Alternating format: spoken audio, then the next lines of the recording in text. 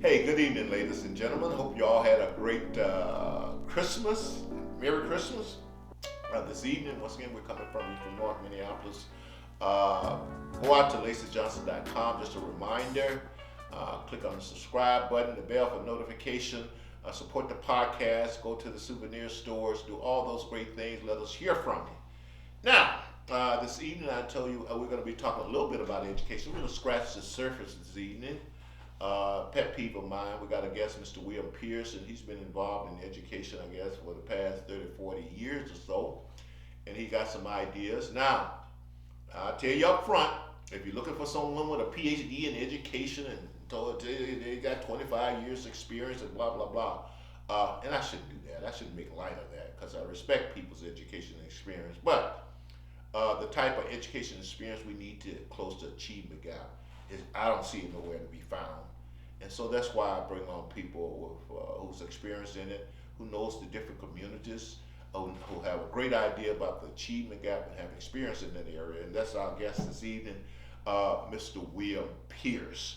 So I'm gonna take a quick break, and we'll be back with our guest. We had planned on doing the year in review this week, but once again, technology, doing live type stuff, taping. But we will do that next week broadcast. So everyone out there, Mr. Pierce. All right, ladies and gentlemen, as advertised, I have Mr. William Pierce here. Mr. Pierce has spent a lifetime uh, studying. I should say a lifetime. In fact, that's wrong. I know that's wrong. Quite a few years looking at the state of education and trying to come up with solutions to make it better. So I'm happy to have him as a guest today. Hey, good evening, Mr. Good Pierce. evening, Mrs. Johnson. How you doing today? And glad to be with you. Yeah, I'm glad to see you too, sir. Also, so let's dive into this whole state of education and where we are. And I'm assuming there's some gaps between where we are and where we should be. And I want you to describe in your word, given your experience and reading and knowledge of the current education system, give me an overview of where you think we are, what we need to do. And I think you got some ideas and some solutions that you actually have developed. So, first of all, give me your overall assessment of where we are with our education system. Okay. Now, and by the way, and I know we want to talk in terms of public education, employment education, and ongoing life education. So, if you can incorporate all of those Okay. into your current Well, assessment. one of the things I think that's really key right now that we really have to face is that the education has to change the way it's currently being implemented in a lot of our, especially our regular traditional school systems. And I mean, I'm even speaking of K 12 as well as community college, as well as some of our university systems. We have to change. We're in a new era now. And I think what we're trying to do is to continue to use our same old expertise and knowledge that we've always had from the past, which could be in 10, 15, 20 years ago, but we want to apply it to this new massive amount of information and fast moving technology era. And that old way of thinking and that new fast technology kind of marketplace is clashing. And something has to change. And to me, I think that that same process of educating us that we haven't changed in the last 100 years may be the thing that needs to change now. Okay, and then what type of fundamental changes would you make? What role will current technology play into it? And how do you see that Well, going one forward? of the things is today learning has to be active. We have a lot of smart devices that can give us a lot of smart information and some definitely some deep intelligence. So when we have all that information available to us, the only thing that's left for us to do is to apply that information. And what we're finding ourselves with, we have tons of ways of acquiring the information, but the breakdown or the gap comes in, we don't go nowhere to apply all that knowledge. We hold it up, we put it in degrees, we put it in certificates. We can label a whole lot of classes that we take, but today's requirement is going to require us to apply that knowledge. In other words, we got to be ready to do something with that knowledge. Okay. So one of my pet peeve with the current education system is that it seems like, and especially public, well, public, all education, most of it, it just seemed like, and you hit on it, it's there to prepare us for a job. It's not there to prepare us for learning and knowledge. In fact, I'm not going to blame the system for that, because sometimes it just appears like that's what people want out of education, just to Well, I get think me out that of we're this. just afraid to change the model, because if everything tell us that we need to be preparing ourselves for the 21st century workplace, then we don't need to be trying to educate people on the 19th century model.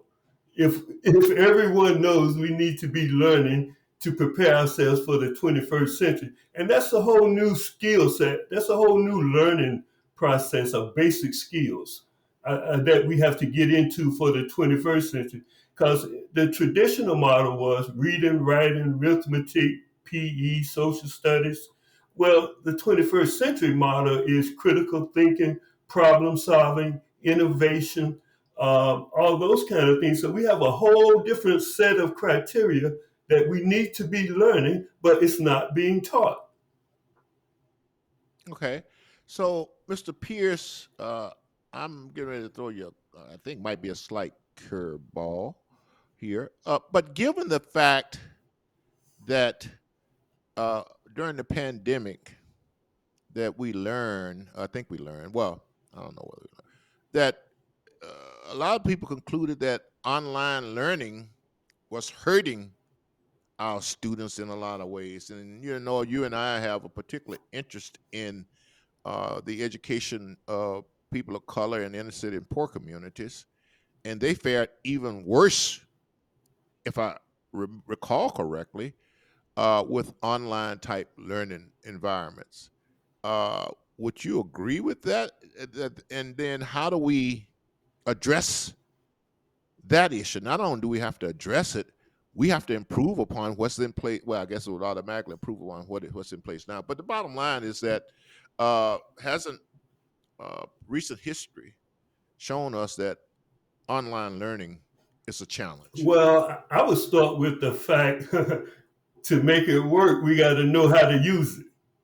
So if Right. we're just as new with the technology as the students are, well, the students are not new. They already know the technology.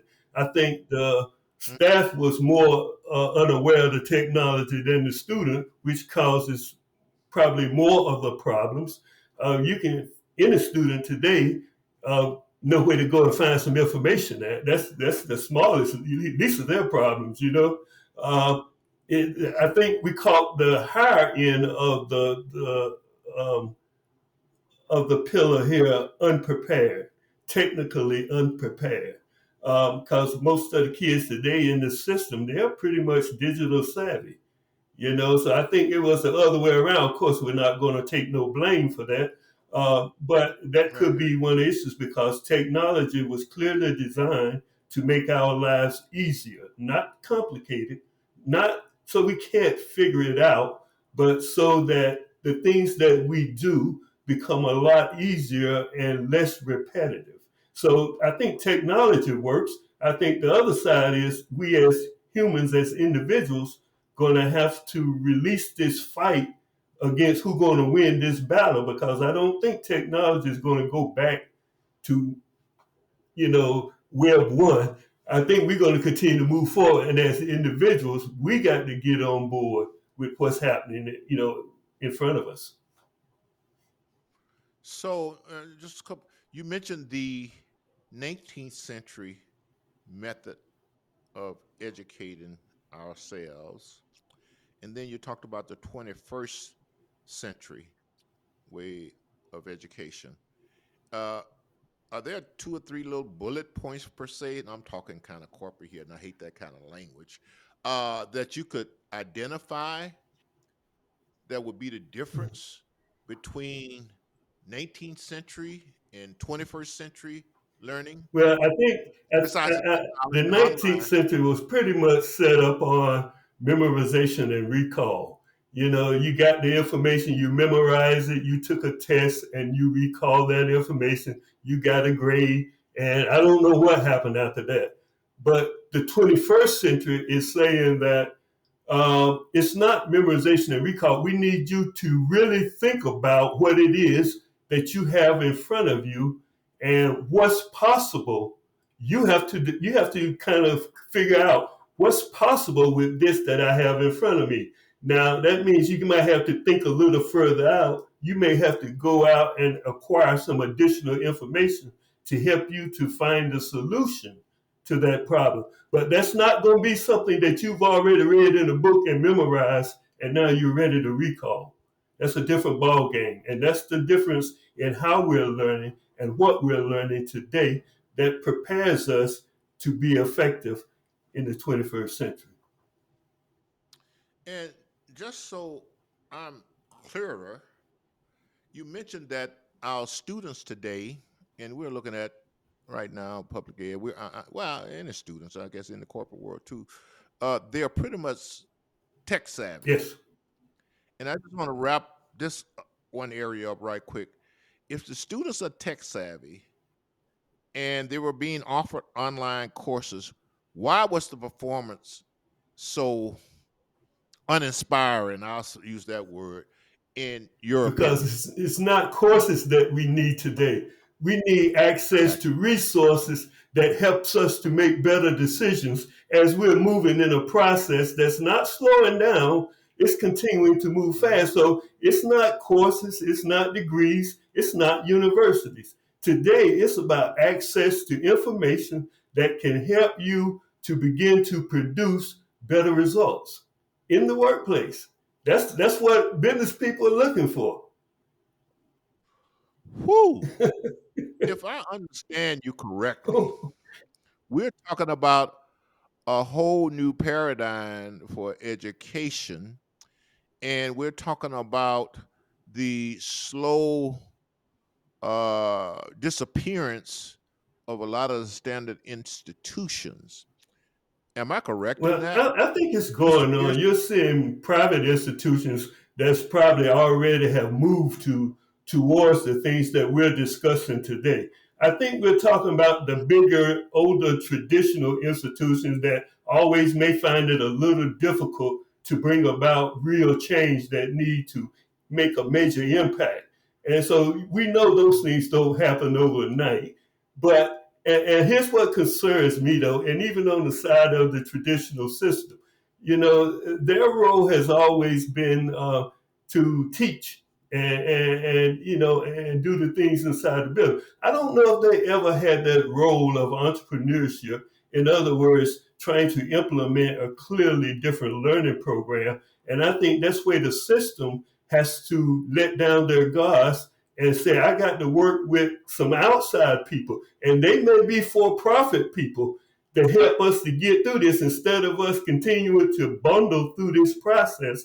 I might need to partner with these people in order to get the job done. We got to get to the point of making results serious. Results, achieving results has to move to the top of the list instead of all of these other educational trend words that we use, you know, that come up every week. It's a different word. We just need the word achievable results to come up to the top. And then I think we're going to get somewhere. Okay. So, Mr. Pierce, I'm going to talk to you about what, who, and what we need to fight to, if a change is going to be made. But before we go any further, there's some people out there who's thinking, who is this guy? Why should I listen to him? His ideas on education. And does he have a degree in education, etc.? Now, before you answer, I see some people in your office there. Before you answer, I'm up front. I don't have much faith in educators to educate some of the people in my community, and people know that I live in black community, predominantly poor community. The public school system have been struggling a long time to quote unquote close the achievement gaps. Those in my audience know that I was a startup coordinator for a charter school. I got very familiar with just about every aspect of the education system. And so one of the reasons I want someone, as far as I'm concerned, you don't have to have a PhD in education. As a matter of fact, I had conversation with those kind of people, and I was very disappointed. But the bottom line is, why should people listen to what you got to say, Mr. Pierce? Well, what's your credential on education? Okay, what's my credentials? Well, let me say that really, and when we talk about, and you probably hear me say something about the 5C1 model. The 5C1 is a personal development model process where you nurture, you grow, you build your own behaviors and you improve your own performance by utilizing learning tools, technology, and all those things to assist you where you're weak. You can quickly build up and continue on. So it's a continuous growth process that has to replace a course or this because now we're talking about information in the time of need. And it may not be a full 6 month or 6 week course. It may be a micro video for 15 minutes. Now, my expertise came in, I spent my last 10, 15 years as a training advisor in a readiness group for the military, U.S. Army. A readiness group, we did exactly that. We made sure organizations and units were prepared for war, prepared for their mission. And so I just basically learned a process that it continued to stay with me. And when I went to grad school, I did research on it and I spent 2 years working with in the VA, testing this model of simply investing in the individual growth and development. It will change the individual, but it will also change their production in the organization as well. So the organization would improve when the individual improve. I mean, we did that for a number of years in the military, and I did it for 2 years in a pilot project with the VA. So I clearly understand how do we get things done and how do we make things work. Now, it may not be all laid down with the traditional educational language, but the process is solid and the process works because we're dealing with competencies. At the end of the day, we need competent, high performing individuals. Okay. So, and we're going to get into this area. We got a couple more areas to cover, and we're going to come back to your solution there. But it was my experience. It's been my experience that if you hire someone to do a job, whether that job is needed or effective or getting results at all, it's hard to get rid of that job. And there are very few people who will come along and say, "Hey, I don't think you need my position anymore." And surprisingly enough, I went through an area in corporate America where we were actually encouraged that people to work themselves out of their job, and it worked very well. But my point is, we got individuals currently, and let me come at it from this way. I got something I call MIP, MIP, money, institutions, and power. And when you're talking about changing the paradigm of our education system, you're up against vested money interests, institutions, who's self-preservations, and power. And when I hear you talk, if I understand you correctly, we're looking at fewer facilities needed, probably fewer employees, fewer teachers needed, fewer everything. And I say that with the background of Minneapolis public schools right now, bleeding, losing a lot of money, a lot of students, a lot of and they've seen this coming. They should have been eliminated, some schools consolidated. But once again, you got communities who's gonna complain. What? How would you do? You see this as being a result of what you're proposing? A total changing of the current paradigm in education and eliminating building and resources and things like No, that. I think in the sense of that, we have to face the fact that some things may have to change.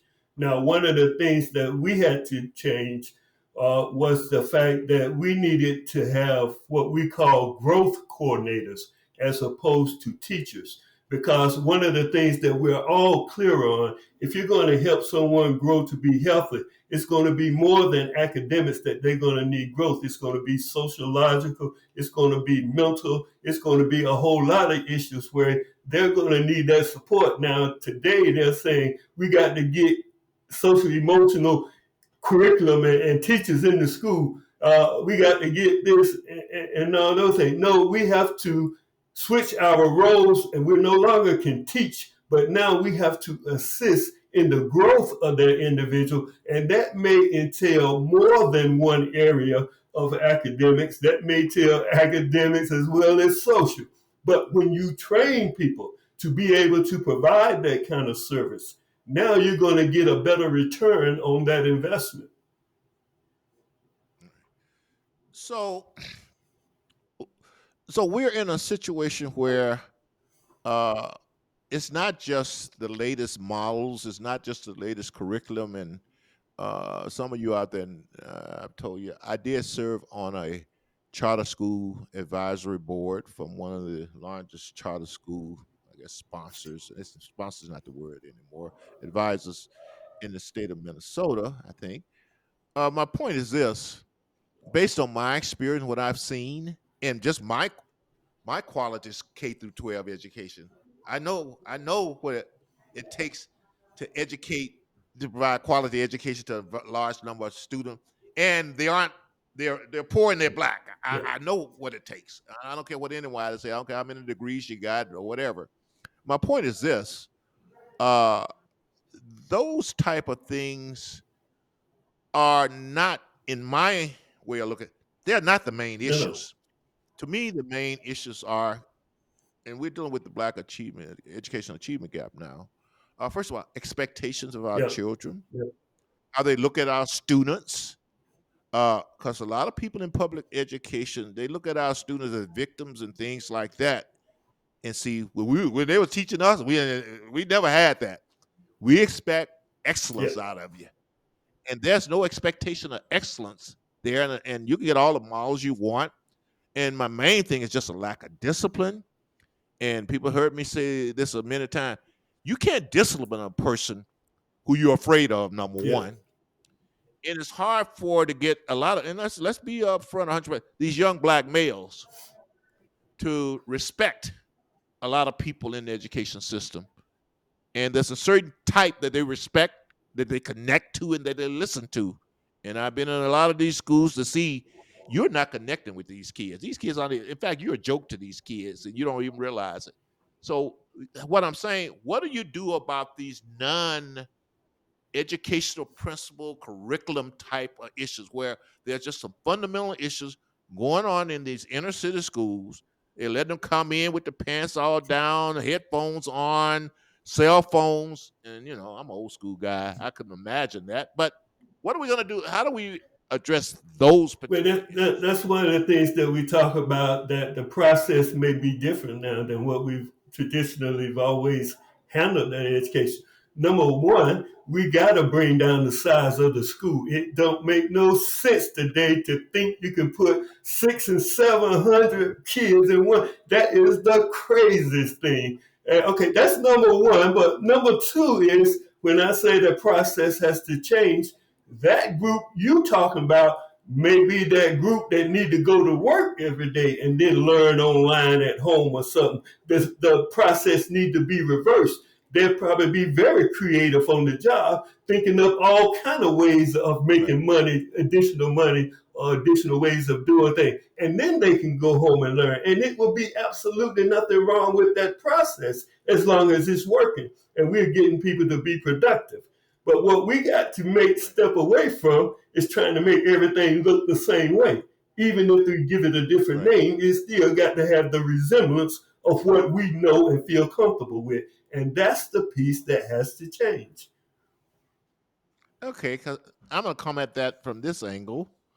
There are child labor laws out there. What do we do with these students who uh, cannot work?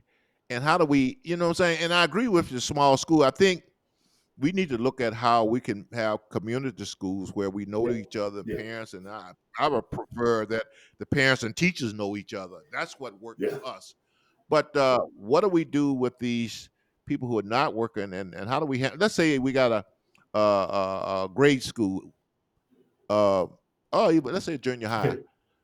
Is there anything, or maybe that's more expectation than, and we're going to talk about what you got going here, than what your model that you produce. But there's a lot of pieces to this puzzle, and if I understand you correctly, your model, and we'll talk about here, so address one piece of it, Well, right? and I'm glad you said that junior high, because the more I get to interact with this model, the more I think junior high is where we need to start, seventh, eighth, and ninth graders. And for a number of reasons. Number one, I say that we flip the script. In other words, when you go to school, it's really you're going to a real job. And then learning the 21st centuries and learning because our model is built on two foundations, one being building relationships, and the second one being is that individual experience when they're in your business, in your area, or part of your team. What is that experience like? Because that's what's going to create that long-term commitment, which is what we're going to need moving forward. We're going to need long-term commitment. We're going to need to start this learning process early. So I figure if we can catch them at the seventh, eighth, and ninth grade, by the time they graduate from the 12th, they're going to leave with more than just a high school diploma. They're also going to have at least 3 to 4 years of hands-on, active, live experience. Now, whether they want to continue with that or go to college, that's going to be their choice. But they're not going to be without skills or the ability to earn a living. Okay. Someone is telling me I got about how many minutes? 3 or 4 minutes. No, no, you Okay. can give me more than two. I'm the boss here. You gotta give me more than two. Uh, but as we're wrapping up, tell me what you've developed that you think is a solution. Number one, Pretty much, yeah. how people go ahead, go ahead. Well, just let's take it one step at a time. I'm not going to give you a compound Okay, kind of yeah, it's query pretty here. much what we've been talking about. And the whole model is let's start early, teaching them and training them in the skill. I mean, they could choose the direction at the end of the 12 years where they want to go. But what we know is they understand the work process, they understand the team process. That means cooperating with each other, learning from each other, building relationships in the community because that's one of the foundations of the model as they're going through the classes is learning how to build those relationships. And we might can reduce the community environment if we can build up the engagement of working in the community. So that's my motto. That's what it speaks to, but it's a competency based. So whether it's technical skills or basic 21st century skills or leadership skills, regardless, we call that the learning hub because what we know is there's not going to be one course that's going to meet everybody's need. But if we have an option of courses, that even in a company that your issue might be technology, my issue might be leadership, or their issue, her issue may be learning the 21st century skills. We all can engage on this learning platform that we develop at the pace that we need to develop, doing the things that we need to be doing to improve ourselves. And buzzwords again. This is known as application as a service, Oh, education application as a service. yeah, it's an integrated Uh, learning platform as a service. Integrated learning platform as a service. So now it's time for any elevator speeches that you have. We're gonna have you back on to talk some more details. But give your elevator speech on the solution that you've developed and how people can learn more Yeah. about that One of the solution. things that I just like to say is if you commit to mastering the learning competencies, regardless of what it is, you will qualify yourself to succeed and be successful at anything that you want to engage in. And what we do is we want to offer those competencies, that pathway for you to follow. All we need is your commitment to follow it. So this is more like a personal development in a, not just education. It's your life This means development you're kind of taking a. charge of your learning, your growth, and you're moving it forward.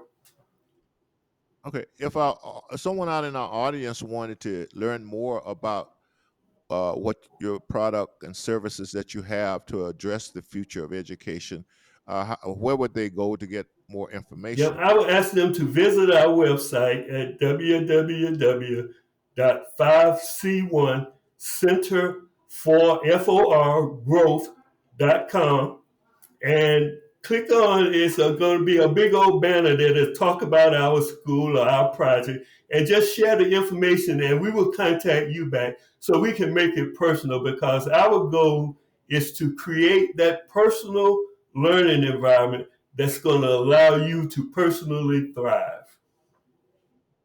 Okay, well, once again, we'll have you back on.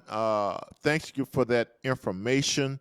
You and I will continue this conversation because, once again, that's one of my priorities and my interest is just education. And what I try to tell people in my community, because, I've been working around engineers and leading edge technologists and people all my life and all kinds of people. That's not just engineering and just the knowledge out Mhm. there that people have. It'll just blow you away technically and history and everything else. And that's what we need to catch up. So I'll be in touch with you because I think eventually when I slow down, that's where I want to devote my life services in the area of education. So thank you very much, Mr. Pierce. I think you're in North Carolina, Raleigh, North Carolina. I hope to see you soon. Come out and get some more information on your product and provide the audience more details because there's some things we didn't get into is all the market segments, whether it's homeschooling, Yeah, businesses, schools, and we'll talk a little bit about that. So that will get us started. yeah. Started a spark, I hope, in our and we'll come back and throw some more logs on that fire as we go along next year. So thank you very Thank you much. for having me. Hope you have and have a happy You New too, Year's. guys. Thank you.